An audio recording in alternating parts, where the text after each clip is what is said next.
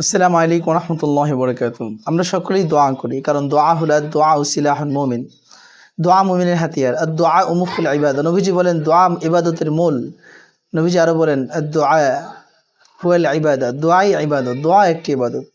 কিন্তু সেই দোয়া কখন কবুল হবে, কি পড়ে দোয়া শেষ করলে দোয়া কবুল হবে, এটি কি আমরা জানি? পবিত্র কোরআন থেকে দুটি আয়াত আমরা সকলেই দোয়া শেষে পাঠ করব, ইনশাআল্লাহ আল্লাহ পাক দোয়া কবুল করবেন। এর মধ্যে একটি আয়াত রব্বানা তাকাব্বাল মিন্না ইন্নাকা আনতাস সামিউল আলিম, সূরা বাকারার মাঝে রব্বানা তাকাব্বাল মিন্না ইন্নাকা আনতাস সামিউল আলিম, হে আমাদের রব, তাকাব্বাল মিন্না, আমাদের আমলগুলিকে আপনি কবুল করে নিন।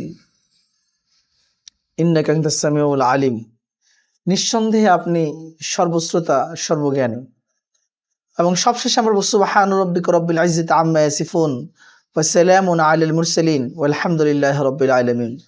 পবিত্র কোরআনের সূরা সফফাতের মাঝে রয়েছে, যেটা সূরা ইয়াসিনের পরের সূরা, সুবহানা রাব্বিকা রাব্বিল ইজ্জাতি আম্মা ইয়াসিফুন, সুবহানা রাব্বিকা রাব্বিল ইজ্জাতি, মহা সম্মানের রব, তোমার রব তিনি পবিত্র। তারা যে সকল কিছু বর্ণনা করে, মুশরিকরা যা কিছু বলে তা থেকে তিনি পবিত্র, অর্থাৎ আল্লাহ পাকের কোনো শরীক নেই, কোনো অংশীদার নাই, তার সমকক্ষ কেউ নেই। লা শারীকা লাহু ওয়া লা দিদ্দা লাহু ওয়া লা নিদ্দা লাহু। অপরদিকে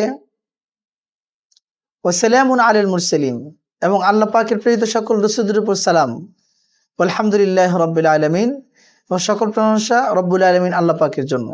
তাহলে দোয়া শেষে যদি আমরা এই দুটি দোয়া পড়ি, তাহলে অবশ্যই আল্লাহ পাক আমাদের দোয়াকে কবুল করবেন।